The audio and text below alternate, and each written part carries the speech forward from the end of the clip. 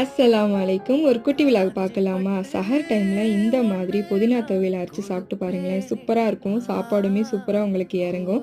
So சஹருக்கு நல்லா புதினா துவையல் அரைச்சு எடுத்து வச்சுட்டு, கூடவே வந்து முருங்கக்காலாம் போட்டு சாம்பார் வச்சுட்டேன். தராவியெல்லாம் தொழுததுக்கப்புறம் சாப்பாடும் ஒரு பக்கம் வச்சுட்டு, அதையும் வடிச்சுட்டேன். சிக்கன் 65க்கு வந்து மசாலா போட்டு நான் ஃப்ரிட்ஜில எடுத்து வச்சுட்டு, சஹர்ல தான் நான் இத பொரிச்சேன்.